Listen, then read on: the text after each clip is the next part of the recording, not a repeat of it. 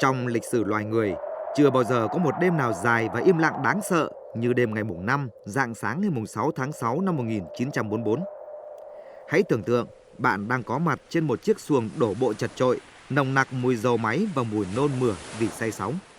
Bạn là một trong số 156 người lính trẻ đang lao vào bóng tối mịt mù của vùng biển Bắc Pháp. Phía trước mặt bạn là bức tường Đại Tây Dương, hệ thống phòng thủ kiên cố nhất mà Đức Quốc xã đã từng xây dựng. Hàng triệu quả mìn, hàng ngàn lô cốt bê tông cốt thép và những họng súng máy MG42 với tốc độ bắn 1.200 viên trên một phút đang chờ đợi. Tử thần đang mài lưỡi hái ngay trước mặt. Thế nhưng, điều phi lý nhất, điên rồ nhất của đêm định mệnh ấy lại không nằm ở những con sóng dữ. Nó nằm ở phía bên kia chiến tuyến. Trong khi hàng ngàn con tàu đang rẽ sóng lao tới, thì Adolf Hitler vẫn đang ngủ. Vâng, bạn không nghe nhầm đâu ạ. Kẻ độc tài đang nắm giữ vận mệnh châu Âu vẫn đang chìm trong giấc mộng. Không ai dám đánh thức hắn, không một ai. Và quan trọng hơn, 15 sư đoàn xe tăng Panzer tinh nhuệ nhất, những con quái vật thép có thể nghiền nát quân đồng minh chỉ trong vài giờ, vẫn đang tắt máy, nằm im lìm cách đó hàng trăm km. Nòng pháo của chúng không hướng về Normandy. Chúng đang nhìn về Pas de Calais và đợi một bóng ma. Tại sao bộ máy tình báo Đức, những kẻ từng gieo rắc nỗi kinh hoàng cho cả thế giới, lại có thể mù lòa trước một lực lượng tấn công khổng lồ đến vậy? Câu trả lời không nằm ở súng đạn, nó nằm trong tập hồ sơ tuyệt mật mang tên mật mã Chiến dịch Body War, Vệ sĩ và Chiến dịch Fortitude, Kiên cường. Chào mừng các bạn quay trở lại với lật mở hồ sơ mật Studio. Hôm nay, chúng ta sẽ không nói về những người lính cầm súng, mà chúng ta sẽ nói về những kẻ nói dối vĩ đại, về một đội quân làm bằng cao su, một người nuôi gà lửa cả đế chế và một cái bẫy tình ái nghiệt ngã đã thay đổi lịch sử thế giới. Để hiểu được sự vĩ đại của cú lừa này, chúng ta phải quay lại năm 1944. Lúc này, Hitler biết rằng quân đồng minh sớm muộn gì cũng sẽ tấn công. Nhưng câu hỏi trị giá hàng triệu sinh mạng là tấn công ở đâu? Bởi lẽ bờ biển châu Âu kéo dài từ Na Uy xuống tận Tây Ban Nha, dài hàng ngàn cây số. Hitler giao cho thống chế Erwin Rommel, cáo già sa mạc, vị tướng tài ba nhất của Đức, nhiệm vụ bảo vệ bờ biển này. Rommel đã làm việc điên cuồng. Ông ta cho cắm hàng triệu cọc gỗ vót nhọn xuống bãi biển mà lính Đức gọi là măng tây của Rommel để xé toạc đáy tàu đổ bộ. Ông ta giải 6 triệu quả mìn và ông ta tuyên bố cuộc chiến sẽ được định đoạt ngay tại mép nước. 24 giờ đầu tiên sẽ là ngày dài nhất. Bộ Chỉ huy tối cao Đức bắt đầu giải bài toán này và mọi logic quân sự đều chỉ về một điểm, Pas de Calais. Vậy tại sao lại là Pas de Calais? Thứ nhất, nó nằm ở điểm hẹp nhất của eo biển Manche, chỉ cách nước Anh 34 km. Pháo bờ biển của Đức từ bên này có thể bắn sang tận đất Anh. Thứ hai, từ Pas de Calais, con đường tiến về Berlin là ngắn nhất và bằng phẳng nhất cho xe tăng. Ngược lại, Normandy cách xa gấp 5 lần, biển động dữ dội, thủy triều phức tạp và địa hình rậm rạp là cơn ác mộng cho cuộc tấn công. Bất kỳ một tướng lĩnh Đức nào có đầu óc bình thường đều tin rằng đánh vào Normandy là tự sát, đồng minh chắc chắn sẽ đánh vào Pas de Calais. Phe đồng minh biết Đức nghĩ gì, họ quyết định chọn Normandy chính vì yếu tố bất ngờ đó. Nhưng để thành công, họ phải đối mặt với một nghịch lý. Làm sao để di chuyển 150.000 quân, hàng ngàn tàu bè mà không bị phát hiện? Câu trả lời là không thể giấu được. Vậy thì thay vì giấu, hãy cho họ thấy. Nhưng cho thấy cái gì mới là quan trọng.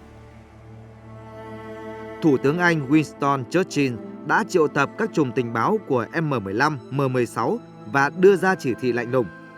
Trong chiến tranh, sự thật quý giá đến mức nó phải được bảo vệ bằng một đội ngũ những lời dối trá. Vì thế, chiến dịch Body War, vệ sĩ ra đời với mục tiêu khiến Hitler tin rằng Normandy chỉ là đòn nghi binh, còn cú đấm thật sự, cú đấm kết liễu sẽ giáng xuống Pas de Calais vào mùa hè muộn. Để lừa một kẻ đa nghi như Hitler, cần một con mồi đủ lớn, và con mồi đó mang tên Fusen, nhóm tập đoàn quân Hoa Kỳ số 1. Về mặt giấy tờ, đây là lực lượng hùng hậu nhất của đồng minh. Nó bao gồm 11 sư đoàn, 150.000 lính, hàng nghìn xe tăng. Và người chỉ huy nó là ai? Đó chính là tướng George S. Patton. Người Đức kính nể và sợ hãi Patton nhất trong tất cả các tướng lĩnh đồng minh. Họ tin rằng Patton ở đâu thì cuộc tấn công sẽ diễn ra ở đó. Tình báo đồng minh đã công khai để Patton xuất hiện ở vùng Kent, ngay đối diện Pas-de-Calais. Ông ta đi lại nghênh ngang, chụp ảnh, thậm chí còn phàn nàn về việc quân lính luyện tập ồn ào. Nhưng có một bí mật mà Patton phải nuốt cục tức vào trong. Ông ta đang chỉ huy một đội quân không có thật. Vâng, hãy nhìn những hình ảnh này. Đây là đỉnh cao của nghệ thuật ngụy trang do đơn vị đặc nhiệm số 23 thực hiện. Họ là những họa sĩ, nhà thiết kế sân khấu từ Hollywood được tuyển mộ vào quân đội. Những chiếc xe tăng Sigman này được làm bằng cao su bơm hơi. Từ độ cao 3.000 mét của máy bay trinh sát Đức, bóng đổ của chúng hoàn hảo y như thật. Các vết xích xe tăng được tạo ra bằng máy ủi đất vào ban đêm. Những khẩu pháo 155 ly làm bằng gỗ dán và ống nước. Nhưng người Đức đâu phải là kẻ ngốc. Họ có tai mắt khắp nơi. Nếu chỉ có hình ảnh mà không có âm thanh thì sao? Vậy là đội quân ma này còn được trang bị những chiếc loa khổng lồ công suất 500W, phát đi tiếng gầm rú của động cơ xe tăng, tiếng búa đóng cẩu phao, tiếng sĩ quan quát tháo. Họ trộn lẫn các âm thanh này thành một bản giao hưởng hỗn loạn của một trại lính khổng lồ phát cả ngày lẫn đêm về phía bờ biển của Pháp. Và đây mới là đòn chí mạng, mặt trận vô tuyến điện. Các trạm nghe lén của Đức tại Pháp mỗi ngày thu được hàng nghìn bức điện từ khu vực của Fusen. Các điện báo viên đồng minh không chỉ gõ bừa, họ còn bắt chước cả chữ ký tay của các đơn vị thật. Họ phàn nàn về việc thiếu nhiên liệu, yêu cầu gửi thêm bản đồ vùng Calais, thậm chí bàn tán về thời tiết xấu. Tất cả thông tin này được các nhà phân tích tình báo Đức tại Berlin tổng hợp lại và đi đến một kết luận chắc nịch. Mật độ sóng vô tuyến dày đặc chứng tỏ quân chủ lực đang tập trung ở đây. Calais chính là mục tiêu. Hitler đã cắn câu, nhưng để hắn nuốt trọn lưỡi câu này sâu vào trong bụng thì cần một cú hích từ những con người bằng xương bằng thịt. Trong thế giới tình báo có một nguyên tắc: đàn ông xây dựng các kế hoạch, nhưng phụ nữ mới là người nắm giữ chìa khóa của lòng tin. Người Đức dù nghi ngờ các tín hiệu vô tuyến vẫn cần một bằng chứng xác thực, và họ đã cử con át chủ bài của mình đến London, Henry, với biệt danh là Miêu Nữ. Henry không phải là một điệp viên bình thường. Cô ta đẹp, thông minh và tàn nhẫn. Cô ta từng khiến nhiều sĩ quan Mỹ ở chiến trường Sicily điêu đứng vì những cái bẫy tình ái.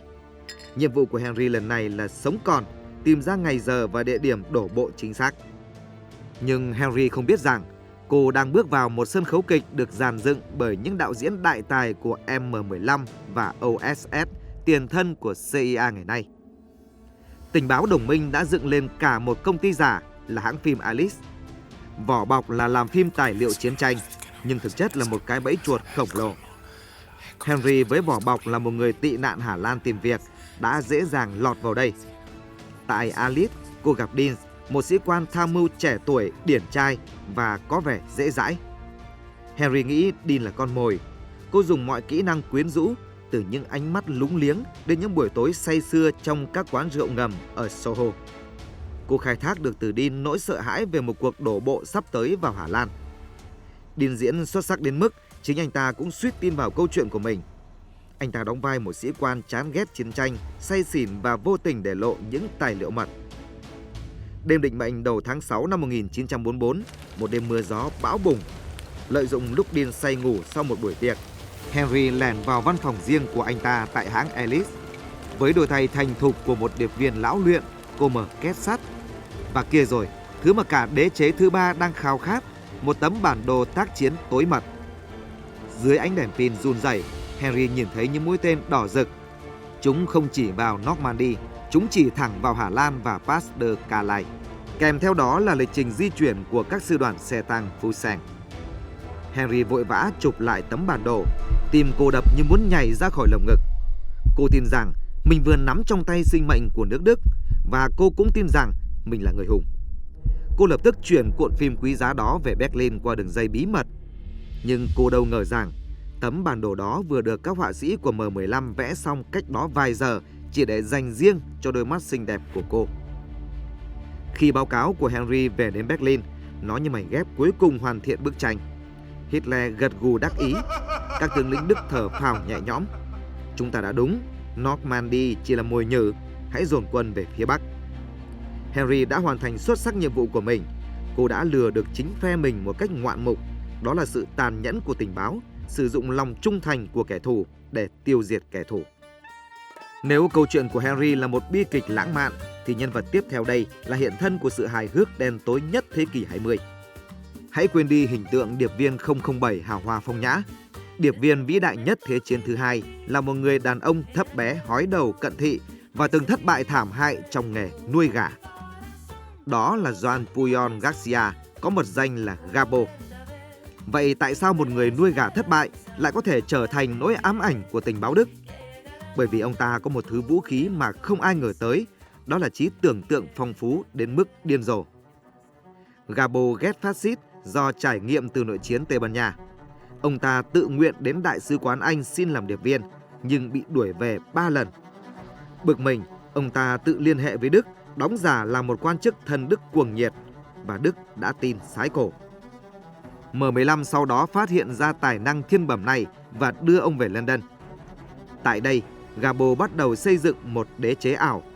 Ông thuyết phục Đức rằng mình đã tuyển mộ được 27 điệp viên con rải rác khắp nước Anh. Một mạng lưới khổng lồ, nhưng sự thật là không có ai cả. Tất cả 27 người đó, từ một gã lính gác nghiện rượu ở xứ Wales, một cô thư ký ở bộ chiến tranh, cho đến một thủy thủ người Ấn Độ, đều chỉ sống trong đầu của Gabo. Ông ngồi trong văn phòng ở London, một tay cầm cuốn hướng dẫn du lịch nước Anh mua ở hiệu sách cũ, một tay cầm cuốn lịch tàu hỏa và bắt đầu sáng tác tiểu thuyết. Ông bịa ra những báo cáo chi tiết đến mức kinh ngạc. Ông bịa ra chuyện điệp viên bị ốm để trì hoãn báo cáo. Ông bịa ra chuyện điệp viên bị bắt. Thậm chí ông còn bịa ra cái chết của một điệp viên ảo gửi cáo phó cho Đức, và Đức Quốc xã đã gửi tiền tuất chia buồn cho góa phụ ảo đó. Đức Quốc xã đánh giá mạng lưới của Gabo mang mật danh Arebel là nguồn tin tình báo đáng tin cậy nhất tại Anh. Nhưng trò đùa nào cũng phải đến hồi kết, và màn kết của Gabo chính là đi đây. Để giữ uy tín cho điệp viên quan trọng nhất này, tình báo Anh quyết định chơi một ván bài ngửa. 3 giờ sáng ngày 6 tháng 6 năm 1944, khi những chiếc tàu đổ bộ đầu tiên đã tiếp cận bờ biển Pháp, Gabo gửi một bức điện khẩn cấp cho trạm kiểm soát Madrid của Đức. Báo động, quân đồng minh đang di chuyển, có dấu hiệu của một cuộc tấn công. Đây là một nước cờ thiên tài. Nếu Đức nhận tin này, họ cũng không kịp trở tay vì quá muộn. Nhưng khi cuộc tấn công nổ ra, họ sẽ nhìn lại và thấy Gabo đã cảnh báo chúng ta, hắn đã đúng, chỉ là chúng ta chậm trễ thôi. Chớ trêu thay, đêm đó, viên trực đài của Đức lại ngủ gật và tắt máy. Gabo đã phải gõ đi gõ lại trong tuyệt vọng, và phải đến 8 giờ sáng, Đức mới nhận được tin. Nhưng lúc này, lính Mỹ đã đang pha cà phê trên bãi biển Normandy rồi. Sự chậm trễ này vô tình lại càng làm tăng tính bi kịch anh hùng cho Gabo trong mắt người Đức. Ngày 6 tháng 6 trôi qua, Normandy ngập trong biển lửa và máu.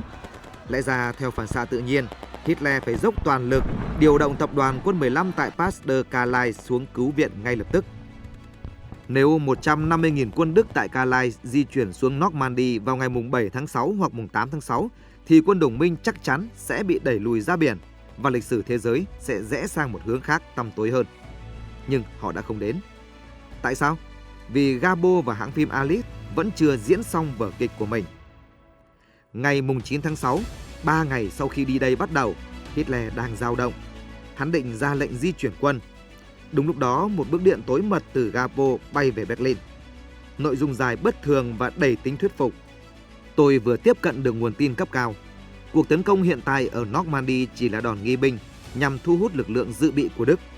Cú đấm thật sự với quy mô lớn hơn nhiều do tướng Patton chỉ huy, đang chuẩn bị xuất phát từ Dover để đánh thẳng vào Pas de Calais. Tôi nhắc lại, đừng để mắc bẫy, đừng di chuyển quân dự bị. Hitler cầm bức điện trên tay, hắn nhìn vào tấm bản đồ giả mà Henry đã gửi về trước đó. Hắn nhớ lại cảnh báo đúng đắn của Gabo vào sáng ngày 6 tháng 6. Mọi thứ khớp nhau đến rùng mình. Hitler đập bàn và ra lệnh, dừng lại, giữ nguyên vị trí tại Pas de Calais, bất kỳ kẻ nào di chuyển sẽ bị xử bắn. Đó là mệnh lệnh sai lầm nhất trong cuộc đời của Hitler và là chiến thắng vĩ đại nhất của tình báo đồng minh. Bạn có tin được không? Người Đức đã giữ 19 sư đoàn chủ lực nằm chờ ở Pas de Calais suốt 7 tuần lễ. 7 tuần, gần 2 tháng trời họ ngồi ở đó, đánh bóng xe tăng, nhìn ra eo biển vắng lặng và chờ đợi một đội quân ma không bao giờ đến. Trong khi đó, cách họ vài trăm km, quân đồng minh đã củng cố vững chắc đầu cầu, giải phóng Paris và tiến thẳng về biên giới Đức. Khi chiến tranh kết thúc thì sự thật mới được phơi bày. Gabo là người duy nhất trong lịch sử nhận được huân chương chữ thập sắt của Đức Quốc xã do Hitler ký tặng vì phục vụ xuất sắc và huân chương MBE của Hoàng gia Anh trong cùng một cuộc chiến. Ông đã dùng tiền của Đức để giúp Anh đánh bại Đức. Còn Henry, số phận của cô bi thảm hơn nhiều. Khi Đức Quốc xã sụp đổ, người ta tìm thấy hồ sơ về cô. Cô chết trong sự ghẻ lạnh của cả hai phe. Cô là kẻ thù của đồng minh, nhưng lại là nạn nhân của chính sự tận tụy mù quáng của mình. Những người lính bơm xe tăng cao su, những cô gái ngồi nghe lén vô tuyến, những điệp viên hai mang sống trên lưỡi dao. Họ không cầm súng ra trận, nhưng chiến công của họ đã cứu sống hàng trăm ngàn sinh mạng. Đi đây không chỉ là chiến thắng của lòng dũng cảm, đó là chiến thắng của trí tuệ. Đó là minh chứng cho thấy, đôi khi một lời nói dối hoàn hảo có sức mạnh hơn cả ngàn khẩu đại bác. Nếu như bạn thấy câu chuyện về Gabo và cú lừa thế kỷ này hấp dẫn, đừng quên nhấn like và để lại bình luận. Bạn ấn tượng với chi tiết nào nhất? Đội quân ma của Patton hay là mạng lưới ảo của Gabo? Hãy bấm đăng ký kênh Lật Mở Hồ Sơ Mật Studio và bật chuông thông báo để không bỏ lỡ những bí mật lịch sử chấn động tiếp theo. Cảm ơn các bạn đã quan tâm theo dõi. Xin chào và hẹn gặp lại.